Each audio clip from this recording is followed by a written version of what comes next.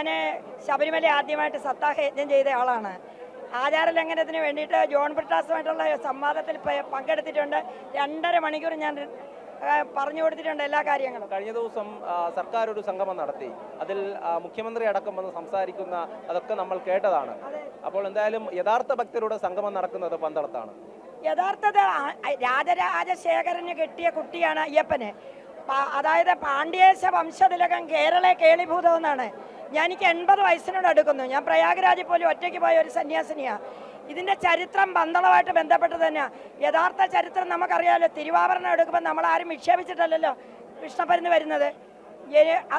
അത് ഈ സൂക്ഷ്മമായ ലോകത്തിൽ അയ്യപ്പൻ എന്ന് പറയുന്ന സംഭവം ഈ സെലയും എക്സിസ്റ്റൻസാണ് നമ്മുടെ.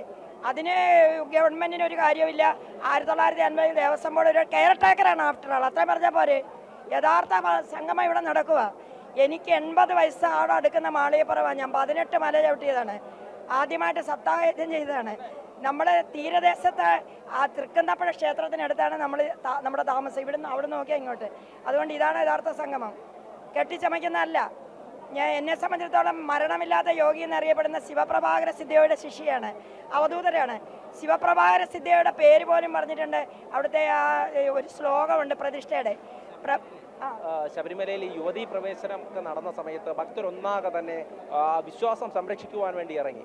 അപ്പോൾ ഇന്നും അത് തന്നെയാണ്, ഭക്തർക്ക് ശബരിമല സംരക്ഷിക്കപ്പെടണം എന്നുള്ളത് തന്നെയാണ്. പക്ഷേ ഇത്തരത്തിൽ സർക്കാർ ഈ വികസനവും ഒക്കെ പറഞ്ഞുകൊണ്ട് ഒരു വരുമാന മാർഗമായി ശബരിമലയെ കാണുന്നു എന്നുള്ളത്. അതാണ് ഞാൻ എല്ലാവരോടും പറയുക.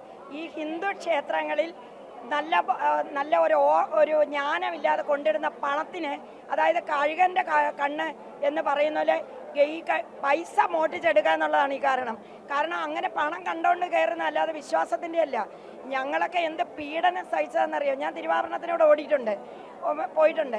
ഇത് ഒരു കാരണവശാലും വിശ്വാസ സംരക്ഷണം ഇപ്പോഴും വേണ്ട പോലെ ആയിട്ടില്ല. ഇവരുടെ കയ്യിൽ ഇത് ഇരിക്കുന്നിടത്തോളം ബുദ്ധിമുട്ടാണ്. ഒരുപാട് പീഡനം സഹിച്ചവരാണ് ഞങ്ങൾ സ്ത്രീകൾ. പോലീസിൻ്റെ മുമ്പിൽ ചെന്ന് ഉപരോധിക്കുമ്പോഴും മുകളിൽ തിളയ്ക്കുന്ന സൂര്യൻ, താഴെ ഉരുകുന്ന താറ്. അരിപ്പാട് ബസ് സ്റ്റാൻഡിൽ ഇരിക്കുമ്പോൾ 1-2 പേരാണ് ഞങ്ങളുടെ കൂടെ ഉള്ളത്. അതിലൊരു വ്യക്തിയാണ് അമ്മ.